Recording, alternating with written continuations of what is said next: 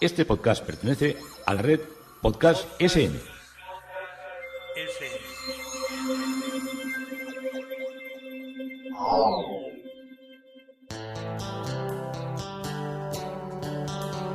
Historia con sentido. Un podcast realizado y presentado por Juan Carlos González.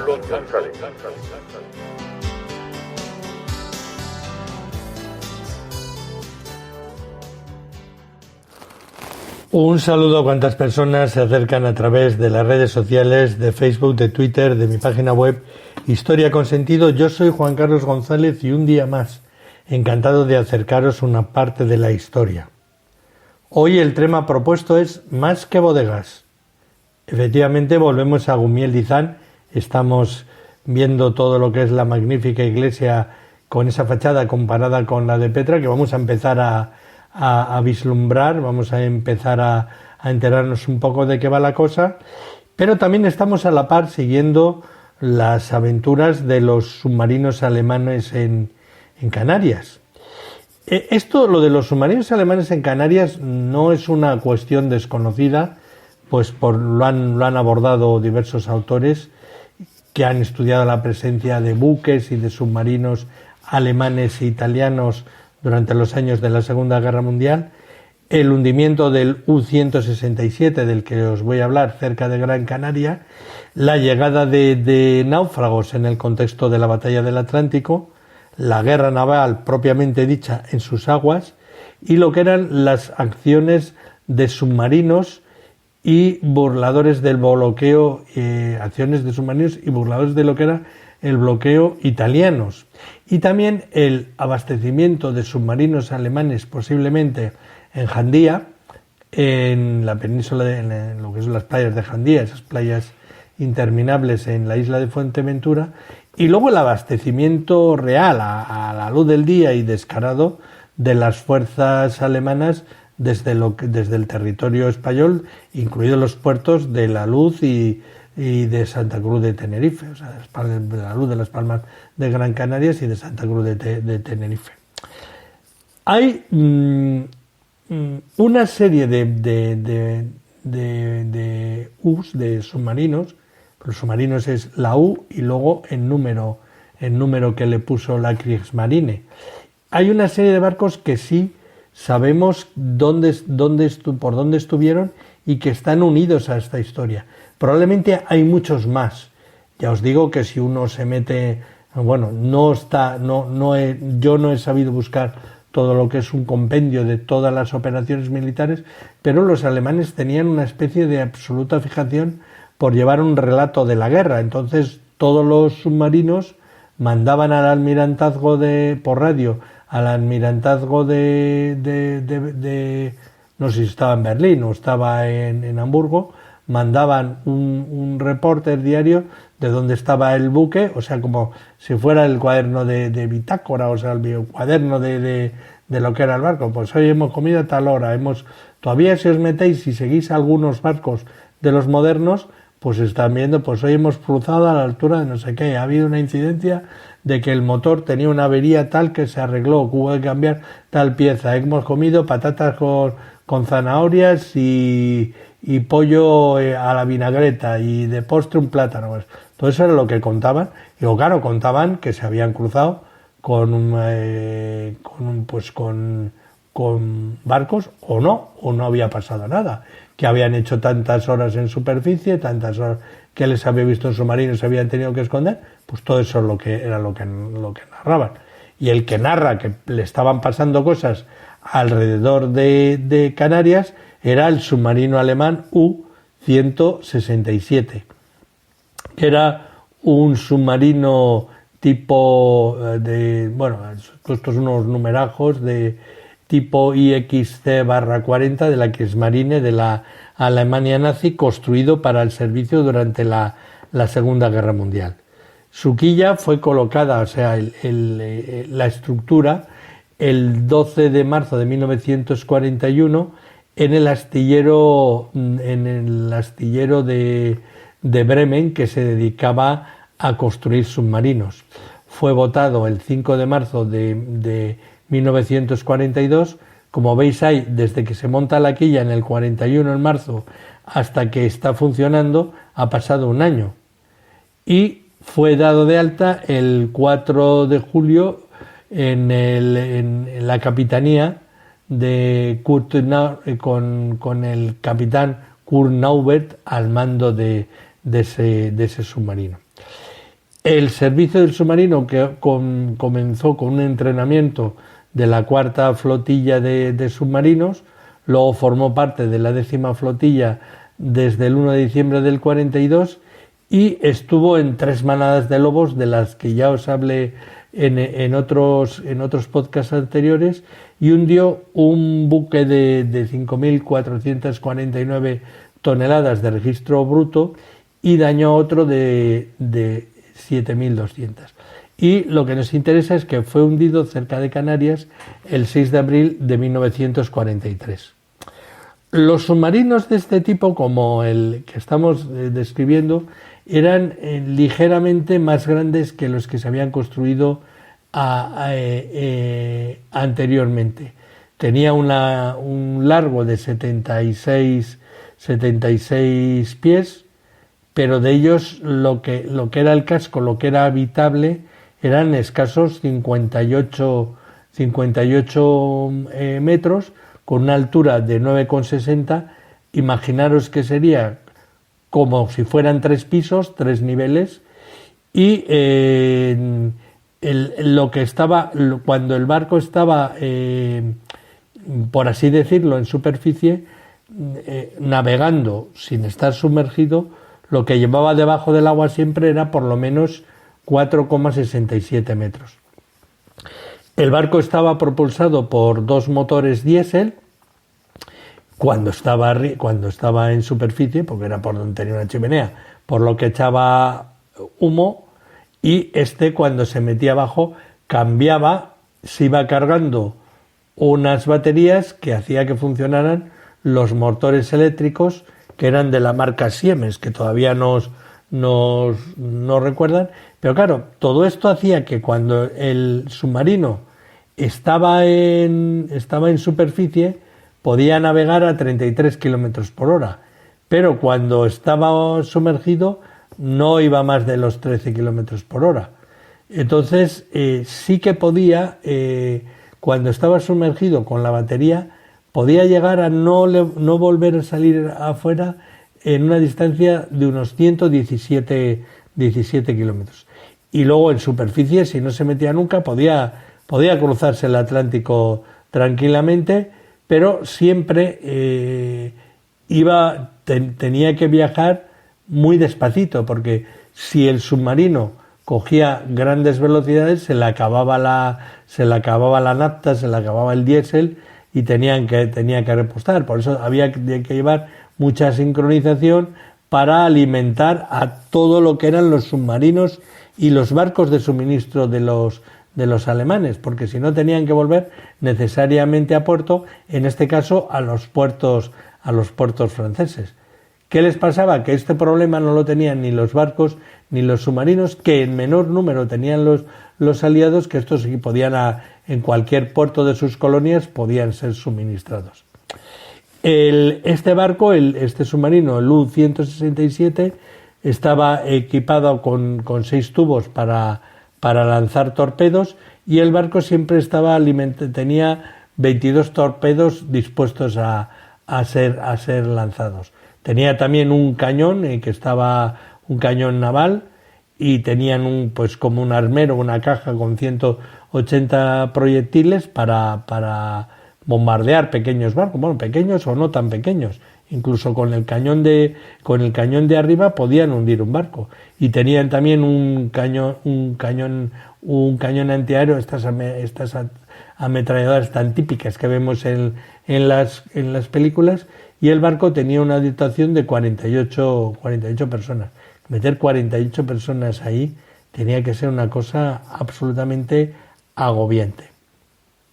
En diciembre de 1942 el barco se trasladó de Kiel en Alemania a Bergen en Noruega, y la primera patrulla que el submarino la llevó a cabo desde Bergen en el 21 de diciembre del 41 a través del Mar del Norte hacia el Océano Atlántico a través de la brecha entre Islandia y las Islas Feroe.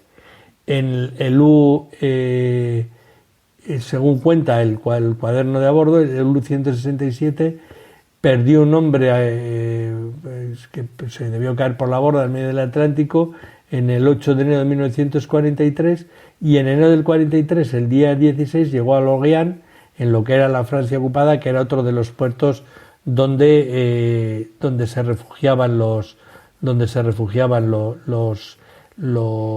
submarinos. En la segunda patrulla, en el 43, dañó al buque Molly Pitcher a 500 millas náuticas, a 930 kilómetros al oeste de Lisboa, y luego, navegando alrededor de las Azores, que fue cuando se acercó a las costas de África. Hundió el Lagosian del convoy que era un barco del Reino Unido, que cerca de las Islas Canarias, y ahí fue cuando un avión Lockheed Hudson, estos eran los aviones que os decía yo, del escuadrón 233 de la RAF, que eran de los que tenían la base en Gibraltar, el 6 de abril de 1943, pues lo bombardeó y lo destruyó. Y no había quedado muy profundo, y luego en el año 1951 lo reflotaron, lo trasladaron a España, y fue utilizado para hacer películas de submarinos. Lo limpiaron bien, lo arreglaron, y eran todas estas escenas que se les veía ya todos agolpados con el periscopio y todas estas cosas. Era una de las características para hacer estas películas. Submarinos, qué interesante. Los U-Boats, ahora cada tantos años vuelven a hacer películas. Ahora han hecho otra también, no la he visto, con ese tratamiento sobre claustrofóbico que tiene que ser el estar dentro de un submarino con tan escasas dimensiones y tan agobiante su acción de guerra. Y vamos a volvernos a más que bodegas, que estamos en Gumiel Dizan. Bueno, y el viajero o el turista, bueno, tenemos que hablar de las dos cosas, que se dirija a Gumiel Dizan, bien sea por el norte, si viene de las zonas altas, o del sur o del mediodía, lo primero que va a percibir es la gran silueta de la iglesia parroquial de Nuestra Señora de la Asunción, que sobresale de una manera muy clara en el municipio. Esta Gumiel Dizan está magníficamente comunicada con el trazado de rutas o vías de comunicación. La carretera A1 nos lleva a esta villa burgalesa, que está situada pues en las comarcas más ricas, ahora desde el punto vinícola, pero desde el punto histórico y artístico.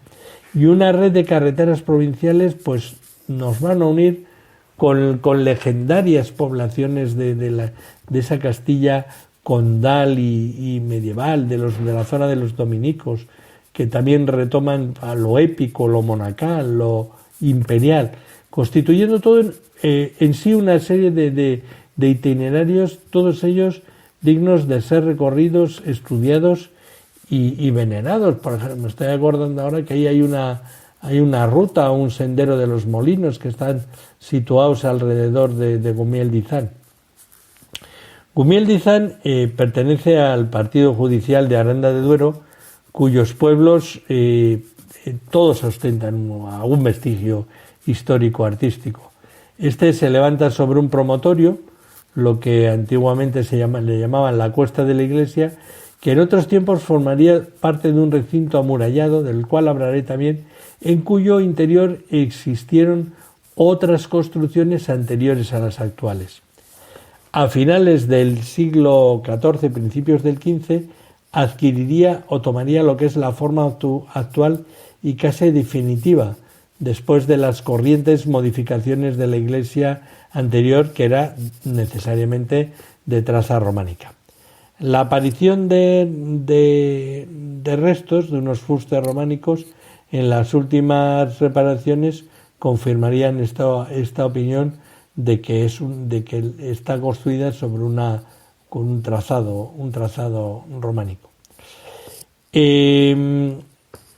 Todo esto se produce sobre todo porque cuando se está haciendo limpieza y arreglos se descubre que en un arbotante está puesta la fecha de 1357, que no extrañaría que fuera la fecha de la construcción, pero es un dato más a aportar.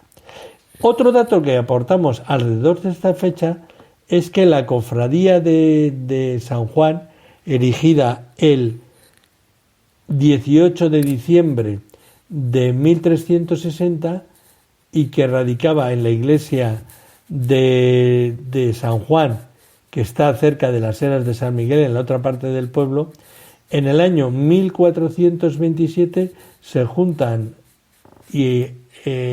la reunión de cofrades y enmiendan y corrigen algunas cosas contenidas en las reglas y deciden que la cofradía ya va a estar establecida en la iglesia de Santa María, por lo cual con esta fecha ya tenía que estar funcionando, lo que es indicio de que por esas fechas la iglesia podía tener la forma actual y que tal vez empezase su transformación en el año 1357 y terminaría, que es la fecha que aparece en el arbotante, y por fechas pudiera estar prácticamente acabada por esta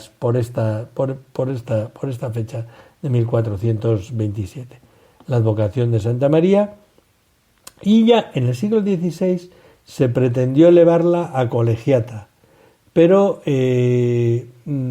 se frenó este proyecto por la situación de debilidad económica del pueblo, por los continuos tributos y porque todas las personas jóvenes eran llevadas en levas pues para ir a la guerra de Flandes y a las guerras europeas que teníamos todos. La iglesia, como os he dicho siempre, desde el principio está construida en la cima de lo que fue una pequeña colina, reminiscencia que ha perdurado con la denominación de la cuesta de la iglesia para acceder a ella, y en las cercanas cuestas o cotarros, como solían llamarse a los montículos que son cerros aislados. A los dos lados está el cerro aislado del Castillo y el Eldato de Santiago, donde debieron existir sendos edificios estratégicos, aparte de esa elevación que es donde está la iglesia. En los restos actuales del Alto de Santiago existieron, como os digo, una parte que está todavía sin desenterrar, sin excavar, que responden a unas edificaciones probablemente de carácter defensivo. Este alto, esta cosa curiosa, esta elevación sobre la que ya se encuentra la iglesia, podríamos llamar el recinto eclesial en cuanto resalta la fábrica de la iglesia y en lo que es el atrio y el camposantillo, que era un antiguo cementerio, y todo el conjunto nos hace pensar en la importancia de la iglesia y en el lugar estratégico y de fortaleza que pudo tener en un pasado. A un lado de la iglesia hay, como si dijéramos, al principio parece como si fuera una cosa jardinada, ¿no? de que se ha hecho para pues como para resaltar las paredes exteriores del templo, pero no era el antiguo cementerio, por eso lo llaman el camposantillo. Está delimitado por el muro de contención del flanco septentrional, luego hay una calle y da la impresión que en otros tiempos el terreno del camposantillo se extendía unos 200 o 300 metros más y que estuviera sujetado por un paredón, por una especie de muro, que es el que lo hace ser extenso, no sé si me estoy explicando muy bien o muy mal. Está la pared de la iglesia, está una extensión, como imaginemos un tercio de un campo de fútbol, pero como eso está en cuesta, esa parte que va a continuar hacia el pueblo está cortada por otro muro y se crea lo que es una terraza. Al comienzo también hay una escalinata que está, ahí hay una bodega que pone la bodega del alférez, que tiene una pared muy bonita, también con el símbolo de la Virgen, y luego igual signo de la bodega del alférez está en la capilla del Rosario, y eran de unas representaciones de mucha tradición en la tradición mariana castellana. El camposantillo también tiene acceso por el interior de la iglesia, que es por lo que se llamaba la puerta de San Nicolás, cuya descripción os haré más adelante, y en la actualidad tiene una puerta tapiada y otra puerta abierta pero que no se usa, que están cerradas al público, y en contadas ocasiones los fieles se juntaban ahí en este camposantillo, tradicionalmente el Jueves Santo, con motivo del reparto de panecillos entre los cofrades de la cofradía de la Veracruz.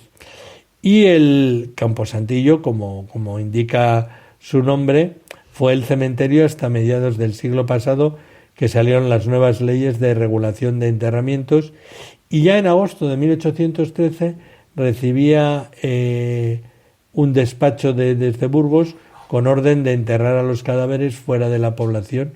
Por esta razón se hizo el camposanto en la ermita de la Virgen del Río en 1832, y se rehabilitó la parte norte exterior de la citada ermita, que se cercó con piedra de sillería arrancada de la muralla de la Villa, en especial de la parte de la Puerta de la Tina. Y desde el 2 de agosto de 1832 no se enterró a nadie cerca de la iglesia, pero sí interinamente en una parte concreta del camposantillo. Sabéis que antes se enterraba dentro del templo, de eso de morir, estar enterrado en sagrado. Y en 1835 ya se inauguró el nuevo camposanto, que es el que llega hasta hoy. La iglesia antaño contaba con 3 puertas.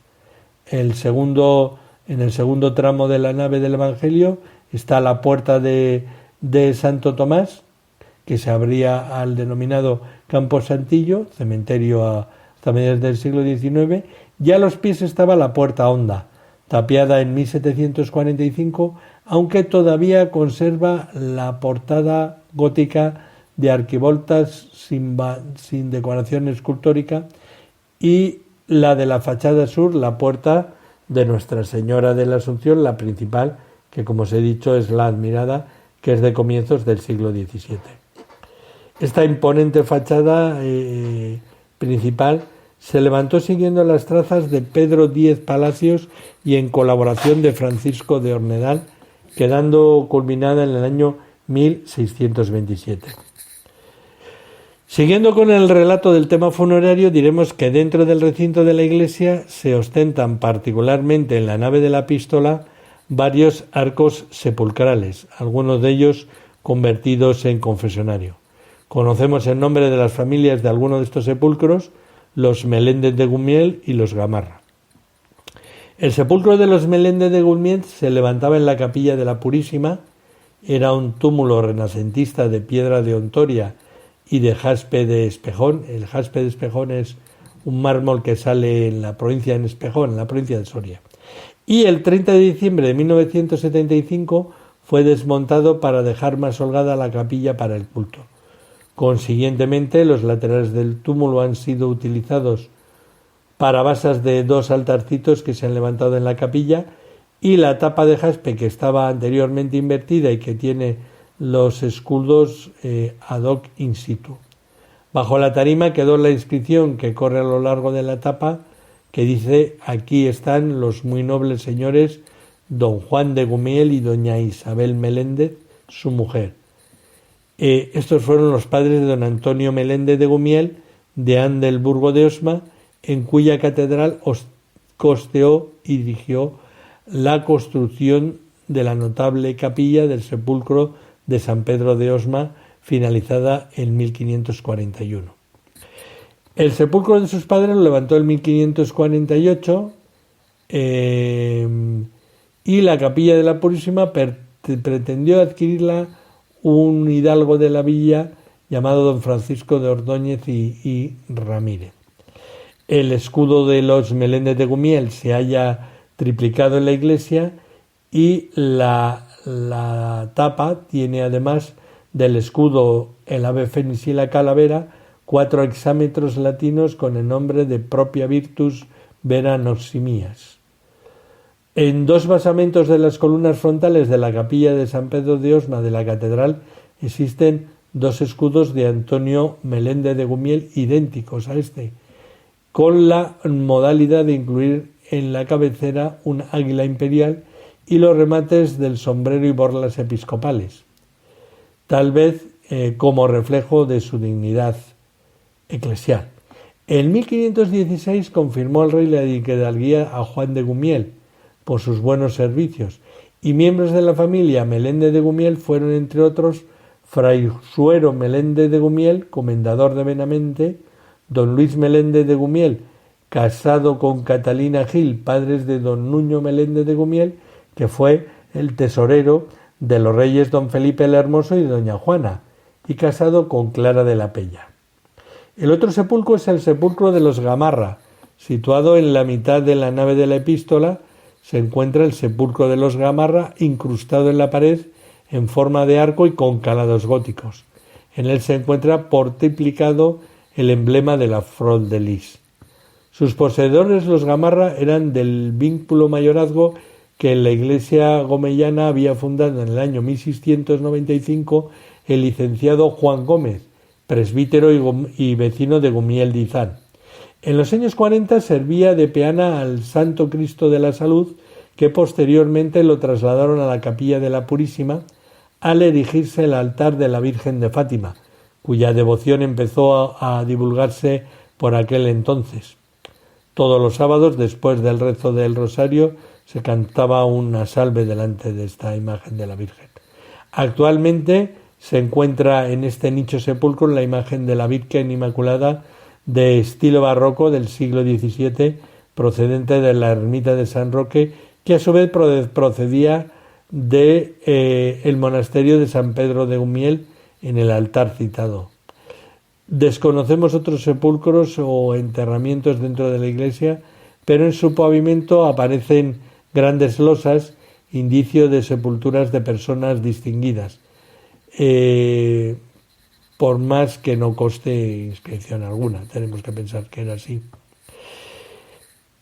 Una escalinata doble al frente de la portada principal y otra más en el poniente son las vías de acceso a la antesala de la majestuosa iglesia de Gumiel de Izán. A la izquierda, según miramos hacia arriba, de la esfera del reloj, podemos ver el escudo de armas de los Girón, mientras que a la derecha reluce el blasón de los Mendoza. Quizá existiera un tercer escudo para guardar simetría, tal vez el de los Castro, que desaparecería al poner la esfera del reloj en el año 1769, como veremos más adelante. Aunque más que en el argumento de simetría, podemos basarnos en la razón de posesión y señorío de la villa por los condes de Castro. El escudo de los Mendoza lo vemos triplicado en la iglesia de Gumiel, está de la torre, en el interior del templo, en la capilla de San Miguel y en el altar de San Pedro. Es cuartelado, en primer y cuarto cuartel está cincelado el símbolo de los de Mendoza, cadenas entrelazadas con banda fileteada en la inscripción Ave María, gracia plena. Y en el segundo y en el tercer cuartel están reproducidas 5 hojas de higuera que son propias del apellido Figueroa. Creemos, por tanto, que es el escudo del afamado poeta Íñigo López de Mendoza y de su mujer, doña Catalina Suárez de Figueroa, y tal escudo también lo encontramos en la capilla del condestable de la Catedral de Burgos y en el Palacio del Condestable o Casa del Cordón de la ciudad castellana de Burgos. Y hasta aquí nos ha traído el capítulo de hoy de Más que Bodegas, en Gumiel de Izán, en Burgos, en Castilla. Juan Carlos González, encantado de haberos acercado una parte de la historia.